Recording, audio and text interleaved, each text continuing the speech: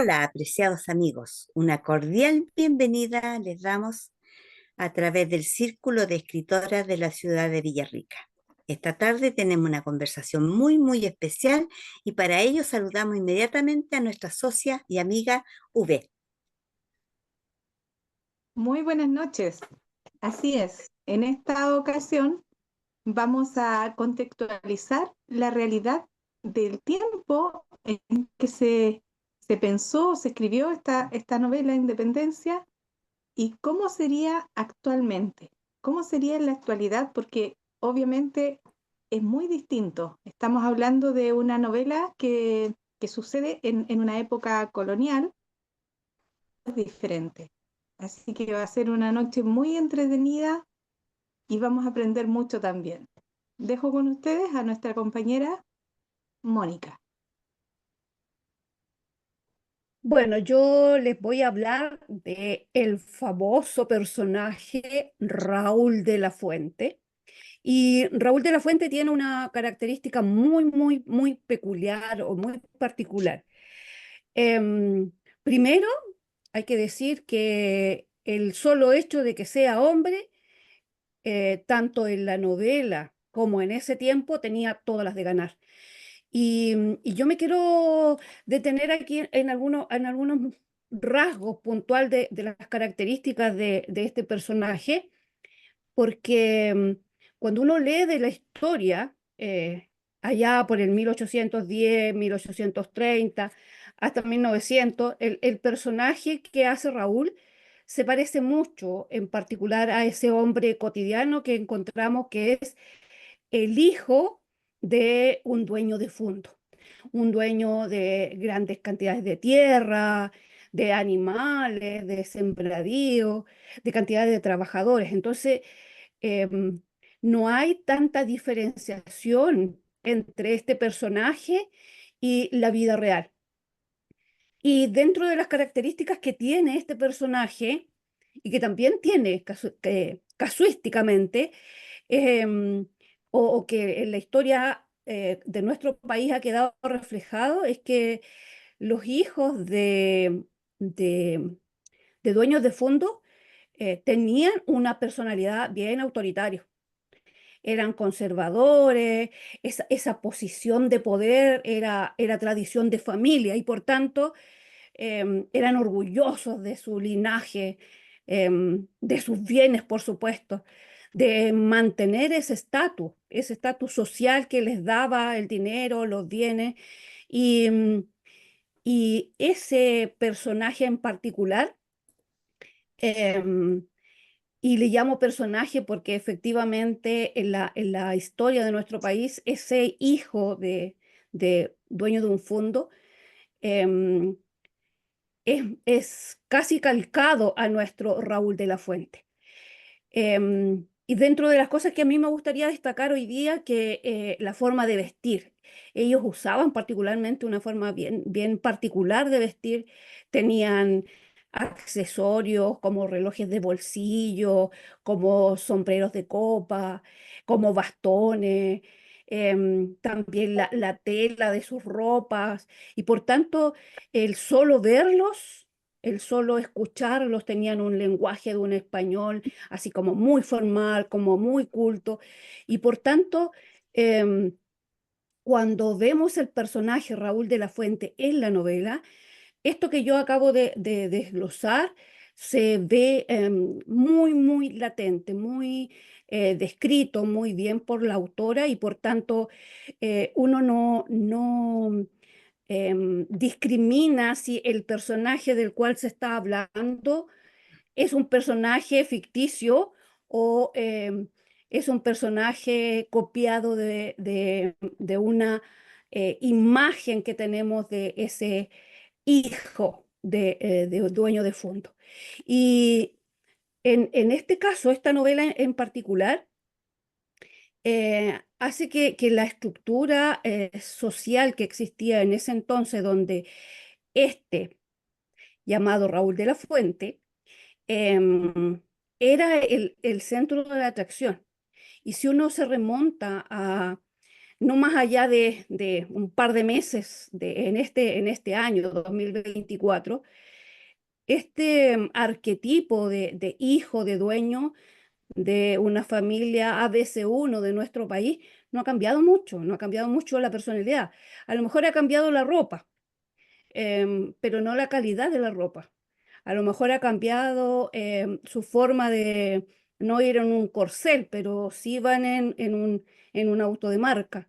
Entonces, ese personaje que está bien descrito en esta novela nos cuenta que va creciendo, va desarrollándose, pero estos parámetros de personalidad están con el presente. Y por tanto, felicitar de vuelta a la autora porque efectivamente es un trabajo de buscar un personaje que calce también. Y creo que en el caso puntual de Raúl de la Fuente, eso se cumple. Eso les quería contar de Raúl de la Fuente. Y bueno, vamos a conocer a la protagonista de esta historia, pues así que le damos el pase a nuestra compañera Susana. Sí, buenas noches. Bueno, agradecer a Mónica, ¿cierto? La descripción que hace del personaje de Raúl de la Fuente y del contexto en el que se desarrolla este personaje. Y contarles, bueno, de Independencia. Independencia es nuestra protagonista, es una joven, ya lo habíamos mencionado en nuestro programa anterior, una joven criolla, mestiza.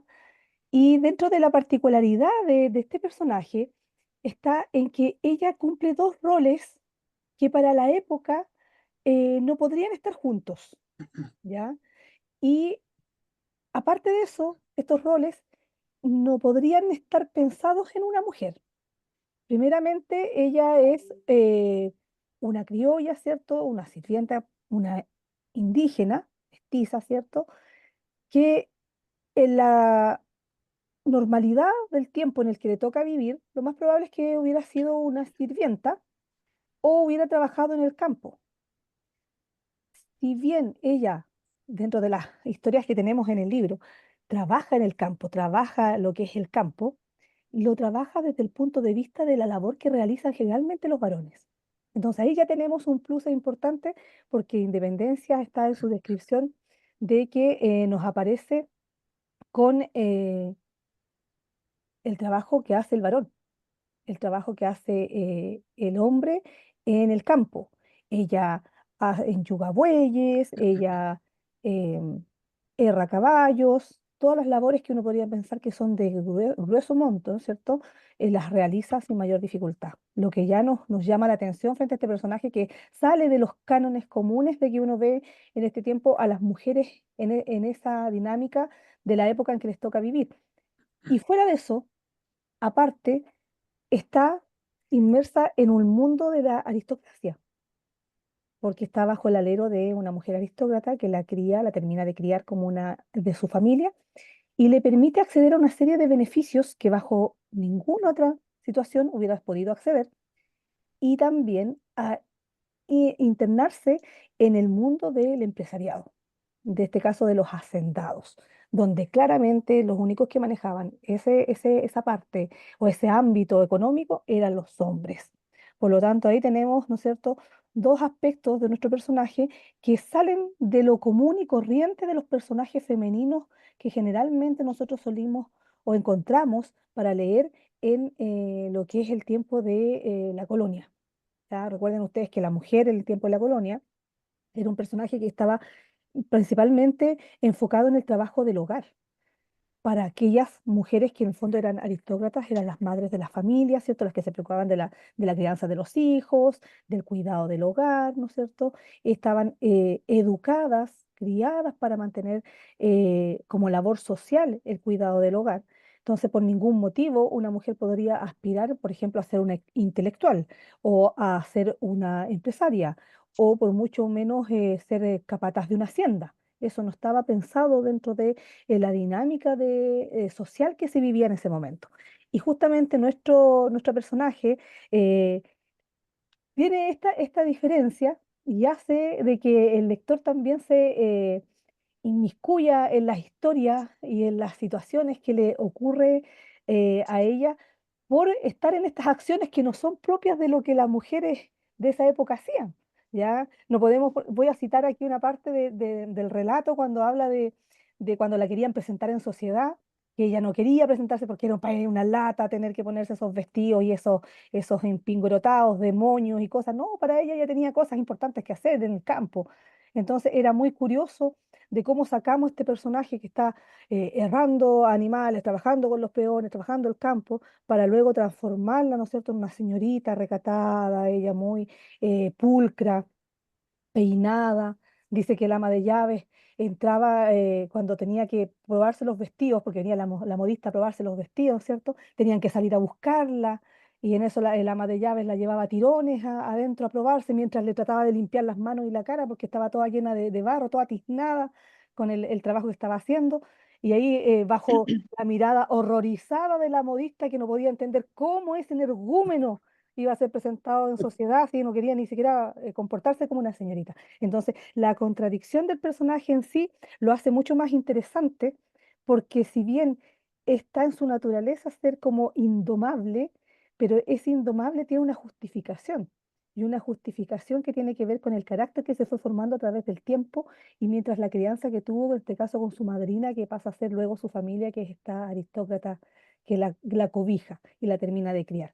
Entonces, cuando nosotros hacemos la referencia, hoy en día quizás para una mujer no es difícil hacer una serie de labores o realizar labores similares a las que realiza un varón, tal ya sea en el tema de trabajo, en el tema intelectual, en la vida cotidiana, las labores del hogar. Hoy encontramos con situaciones en que ambos comparten las mismas funciones y no está tan definido ese rol de que no, tú eres mujer, tienes que hacer esto, tú eres hombre, ya como que no se usa. Pero en ese tiempo eran situaciones impensadas, o sea, no podía pensarse de que el varón pudiera atenderse solo o pudiera prepararse la comida. No, de hecho, las hermanas tenían que servirles a sus hermanos porque ellos eran hombres, usted era mujer, tenía que servir.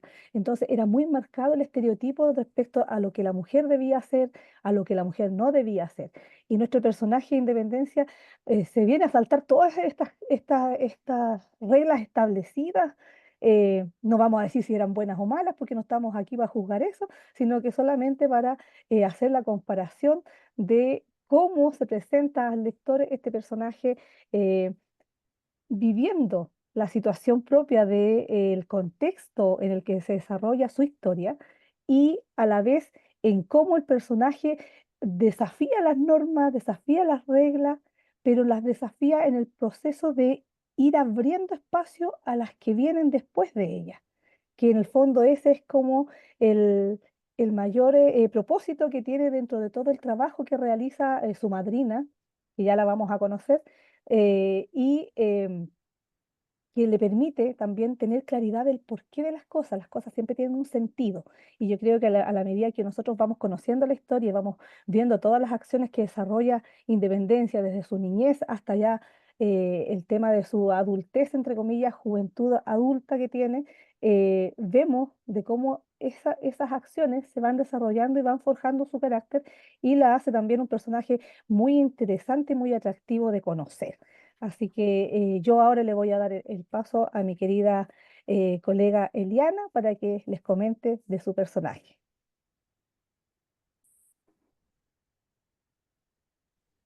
Muchas gracias. Sí, me toca Beatriz. La semana pasada estuvimos hablando de ella, una mujer soltera, mayor, muy interesante. Ella tenía muchos recursos, es independiente, estudia en Europa, sabe varios idiomas, una mujer muy culta y muy avanzada a su época. Yo quiero compartirles algo que lo tengo escrito, así que mis ojos se van a estar desviando de la pantalla al escrito. Me pareció interesante ver en 1830 más o menos cómo era la vida de la mujer, ¿ya? Y justamente nos sorprende Beatriz porque no encaja en esto. Dice que en el rol social era relegada a un ámbito doméstico y familiar. En la educación era muy limitada y enfocada a labores domésticas solamente, como bordar, tejer y repostería. En los derechos legales no tenían ningún derecho en realidad, ni políticos ni sobre las propiedades. El matrimonio en la mayoría de los casos era arreglado por conveniencia de las familias y las casaban muy jóvenes. En la educación, ellas eran educadas para ser esposa y madre, ¿ya? No tenían ningún sueño, ninguna proyección para ellas, como pensar qué es lo que yo deseo. Eran manipuladas de alguna manera. Y me pareció interesante hacer este salto de 1830 a ahora, porque vemos tremendas diferencias. La mujer chilena de hoy en lo social tiene una participación muy activa, en lo político, en lo económico y en lo cultural. En cuanto a la educación, tienen acceso a la educación superior y a carreras profesionales. En los derechos legales, dice que igualdad de derechos políticos, patrimonio y herencia. Matrimonio, ellos pueden ahora, la mujer puede ahora con mayor libertad elegir su pareja y tomar decisiones sobre su vida. ¿Ya? Si nosotros vemos esto, Beatriz, nuestro personaje, como que no encaja en realidad en esa época, si nosotros la vemos tan avanzada en realidad, y podemos darnos cuenta que es una mujer que rompe los esquemas, ¿ya? Por lo tanto, ella tiene que haber sido criticada y juzgada por sus pares, porque era distinta, era diferente. No era muy frecuente ver una mujer que era sola, que tomaba todas las decisiones, que no necesitaba un hombre ni en lo económico, ni en la ayuda, ni en el apoyo, que ella era autosuficiente. Eso es más que nada de Beatriz, haciendo este paralelo, esta comparación entre 1830, esta mujer totalmente subyugada y sin derecho a voz, ni a voto, ni a nada, versus la mujer actual que sí tenemos mucho más derechos. Todavía falta mucho, todavía tenemos que seguir luchando, pero sí hemos tenido un tremendo avance. Y hay varias mujeres que lucharon en esto y me llamó la atención, y una mujer de nombre Cafarena, que ella fue la iniciadora del movimiento feminismo, en realidad, feminista. Dice también que hay una liberación biológica, y qué interesante esto, en qué momento empiezan los anticonceptivos. Antes la mujer tenía que tener todos los hijos que entre comillas Dios le mandaba. O sea, si llegaban 14 hijos, la mujer tenía que someterse también a eso. Entonces, sí hay cambios en cuanto al voto, en cuanto a esta posibilidad de la mujer decir, no, yo quiero 2 hijos, quiero 3, ¿ya? Entonces, sí es interesante hacer este paralelo porque vemos en realidad que hay muchos cambios. Como digo, todavía esperamos que haya más cambios para la mujer en igualdad en cuanto a salario, en cuanto a trato laboral. Hay muchas cosas que todavía por las cuales debemos luchar. Pero Beatriz es un ejemplo. Juanita, te doy el pase para que tú hables ahora. Gracias, Nani. Muchas gracias, Nani. Muy interesante tus observaciones. Yo quiero remontarme un poquitito de que cómo se formó la clase aristocrática en Chile. Los primeros españoles que llegaron eran combatientes, eran soldados que vinieron a conquistar Chile. Eh, no estamos para emitir juicios sobre eso porque sabemos que fue atroz, pero después empezaron a llegar familias españolas con hombres trabajadores que venían a dominar la tierra, pero a través de las actividades mercantiles. Entonces empezaron a formar las inmensas, los latifundistas, y ahí empezaron a contratar a los mestizos, se empezaron a mezclar españoles con los indígenas y nació la clase mestiza. Posterior a ello, se creó la clase de la aristocracia chilena. Y entre esas familias, les quiero contar que entre esas familias estaban los Urrutia, los Balmaceda, los Errázuriz, los Vial, los Sanfuentes, los Urrejola y también nuestros queridos amigos Sañartu. Así que la familia Sañartu del libro Independencia viene de esa rama aristocrática. Miren lo que estoy investigando.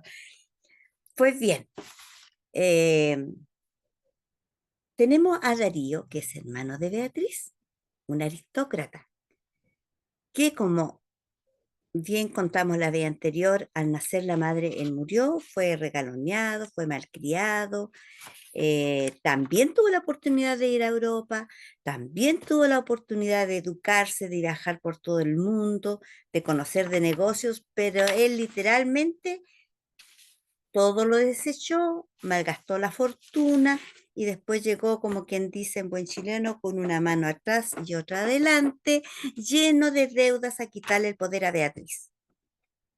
Pero se encontró con un hueso duro de roer.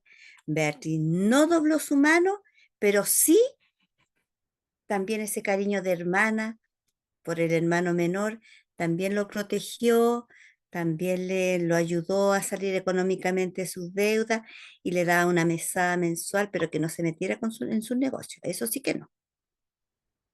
Entonces vemos que nuestro amigo Darío era hablaba idiomas también, igual que Beatriz, era muy seductor, vestía muy elegantemente, tenía mucha labia, pero vivía metido en enreos, en deudas, y muy bueno para contraer deudas, sobre todo de juego.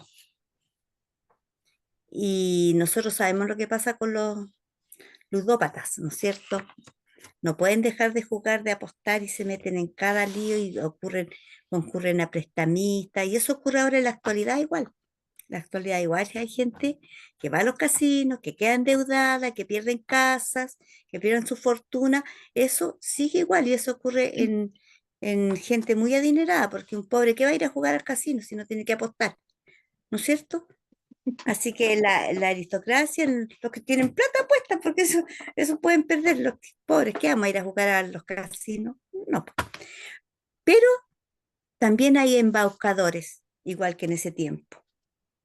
Y él embaucaba también a las mujeres. Tiene un nombre feo eso, pero no lo voy a decir.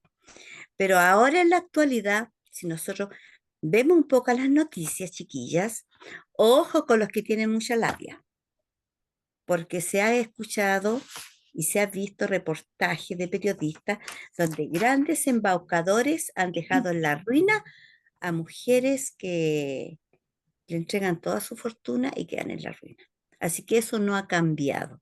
Todavía vemos gente inocente que cree en las buenas intenciones de algunos príncipes maléficos por ahí. Así que ese es el paralelo que hago yo con este Darío, que en la actualidad también no solamente el rico embauca, también hay gente que no tiene recursos económicos, pero aparenta tener mucho y al final se ven que viven a expensas de los crédulos, ya sean damas o varones que le creen sus cuentos y que le prestan su fortuna y que son avales muchas veces en los bancos y quedan pobres por culpa de estos embaucadores y sinvergüenzas. Así que ojo con eso, no caigan en la trampa. Así que ahora le pido a V que pase. Adelante, V. Muchas gracias, Juanita. Estaba entretenidísima escuchándote y escuchando a cada una de nuestras compañeras porque efectivamente el paralelo que se hace desde esa época a nuestra época es bastante grande. A mí Sí, me tocó analizar el tema este de los matrimonios que eran arreglados y que uno ahora lo ve como súper fuerte, pero en esa época para ellos era como cotidiano, porque en el fondo, ¿qué es lo que querían? Era mantener su prestigio, mantener sus dineros, ¿no es cierto? Y entrelazar a sus familias con personas de igual clase social. Entonces eran los padres los que elegían novios para sus hijas. Y era el padre de la novia el que pagaba una dote que incluía joyas, dinero, animales, incluso esclavos, gente que les trabajaba y para conseguir así un novio. ¿Y esto por qué lo hacía el padre de la novia? La explicación es porque, tal como ustedes lo han recordado, la mujer después no trabajaba. Era el hombre solamente el proveedor de todo en esa familia. ¿Ya? Entonces, ese era el motivo en que era el padre de la novia el que aportaba la dote. Y en ese tiempo también estuve leyendo que la iglesia tenía como una, era como que las personas se regían mucho por lo que la iglesia decía. Entonces, no sé, pues desde que se casaban, a veces también, no siempre todos los matrimonios no eran todos arreglados.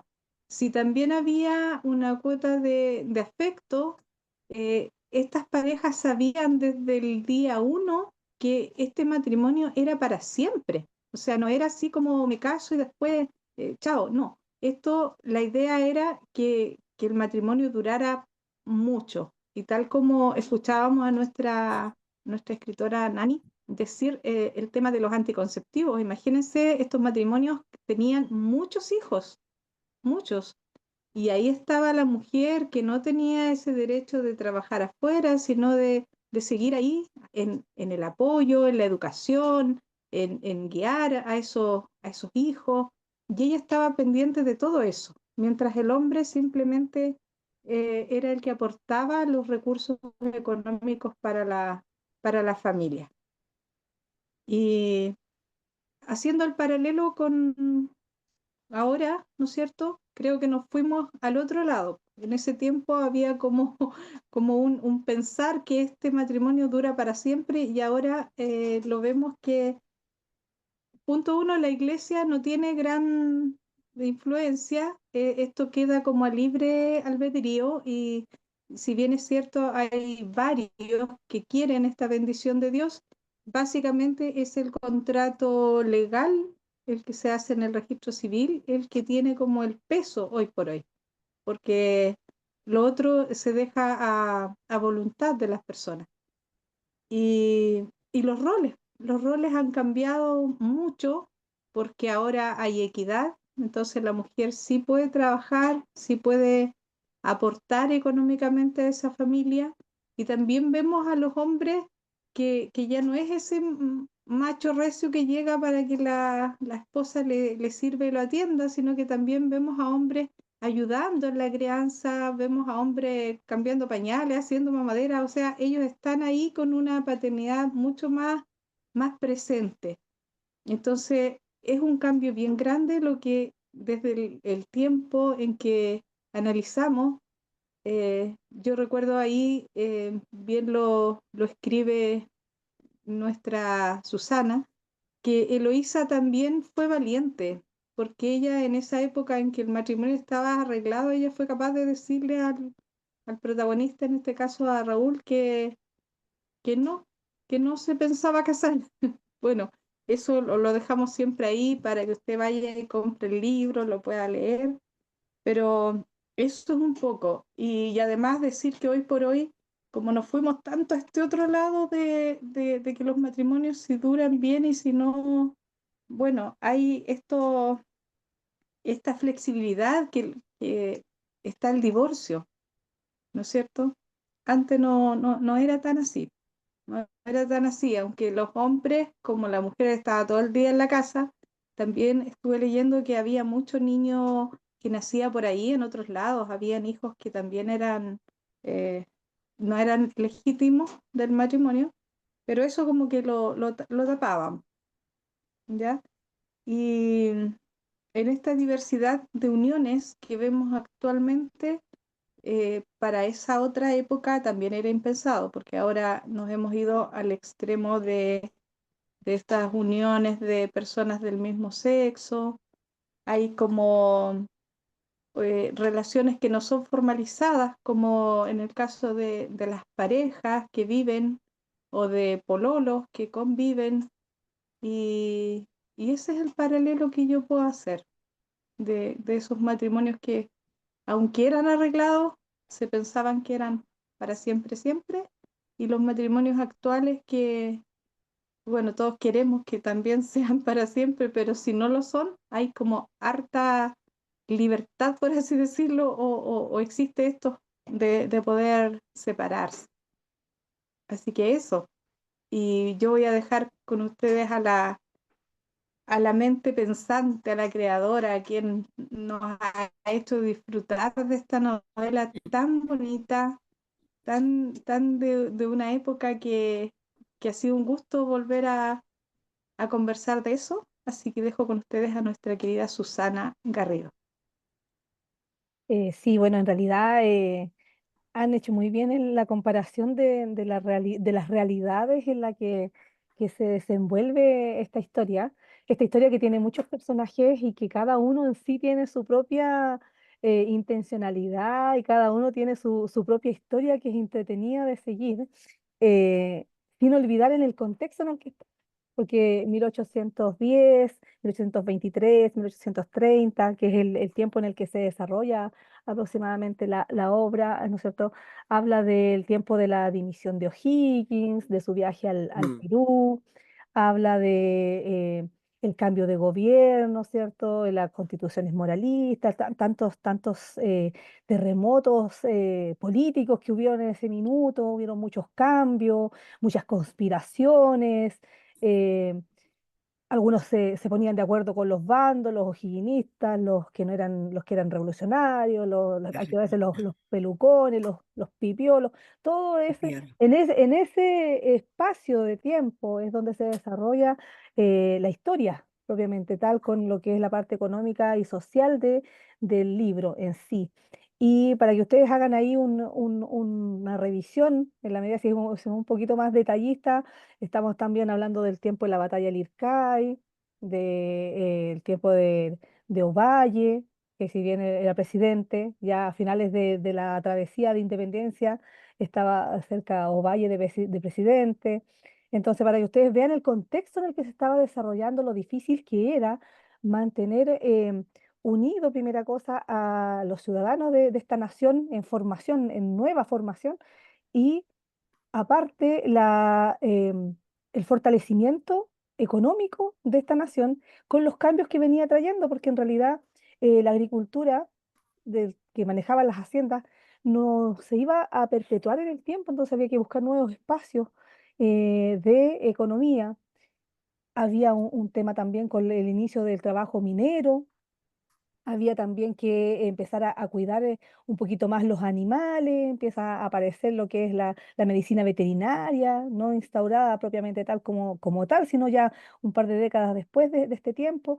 Por lo tanto, nos relata así como una pincelada eh, muy bien cómo el país va cambiando, cómo el país va cambiando tanto en su ámbito político, en su ámbito económico y por supuesto en el ámbito social y en el papel relevante de cada uno de los personajes descritos acá van jugando. Van jugando. Acá mis colegas han hecho un recuento muy claro y preciso de cada uno de los roles muy bien marcado y detallado por ellas de cómo cada personaje interviene en esta historia con sus propios atributos, sus propias debilidades, ¿no es cierto? Viene a contribuir al desarrollo de esta historia propiamente tal y nos lleva a reflexionar un poco de cómo hemos transitado cerca de cuánto, 220 años aproximadamente, cuánto ha cambiado nuestro país en estos 220 años, cuánto hemos mejorado, cuánto hemos perdido en esta mejora, cuánto podemos lograr, cuánto podemos alcanzar, qué podemos recuperar. Entonces es como interesante también hacer un análisis en ese espacio, ¿ah? De lo que podemos nosotros recordar o lo que podemos investigar respecto a cómo vivíamos antes, cómo nos relacionábamos antes, cómo nos estamos relacionando ahora, sin emitir un juicio en el fondo descalificatorio, sino que más que bien el análisis de qué cosas han sido buenas o han sido para mejor, como dice uno, y qué cosas a lo mejor sería bueno darle una vueltecita y seguir pensándolas en mejorar. Independencia es una novela de época que nos lleva a conocer tanto el rol que cumplía la mujer dentro de la sociedad colonial criolla y a la vez también nos permite conocer a grandes rasgos los momentos en que estaba viviendo Chile, nuestra patria, en ese minuto y el porqué de repente de muchas cosas y de cómo siempre ese espíritu eh, inquieto que mueve a las mujeres a hacer las cosas, porque hay algo que si algo podemos reconocer es que las mujeres tenemos ese espíritu inquieto y luchador que no desiste en en primera vuelta respecto a las pruebas y a los sacrificios que hay que hacer. Y yo creo que eso es importante y se ve reflejado en el libro. Y también el hecho de poder ir reconociendo cómo podemos ir avanzando de mejor forma y también el poder ir pavimentando el camino para otros que vienen después. Yo creo que eso es como súper importante destacarlo. Así que yo les agradezco a mis colegas el trabajo hecho en esta comparación, en este paralelo entre lo que es la vida propia de cada personaje en la época en que se describen y lo que propiamente nos toca vivir a nosotros en nuestra época actual, porque por ahí hay una escritora nuestra bien muy querida que es Olga, que decía que los escritores no pueden estar ajenos a la realidad en la que viven. Y yo creo que es súper válida y cierta esa visión, porque en realidad uno tiene que aprender a describir la situación en la que está viviendo. En ese momento, claro, nosotros ninguna vivió en ese momento de la historia, pero yo creo que muchas nos sentimos identificadas y nos hace sentido lo que escuchábamos de nuestras madres, de nuestras abuelas, de cómo era la vida antes y que algunas todavía tenemos algunos como resabios de esas creencias y de esos valores inculcados de antes, sin juzgar si son buenos o malos, pero nos encontramos frente a eso, ¿ya? Y cómo hacemos este paralelo a la realidad de ahora. Y la importancia también de hacer el análisis como escritoras en sí, porque ¿quién más que nosotras en el fondo vamos a registrar? Si no registramos nosotras, ¿quién? Entonces es sumamente importante hacer ese paralelo de las vidas de mujeres y de sus historias. Así que las felicito y muy agradecida de su análisis y de su comparación de cada uno de los personajes de esta historia.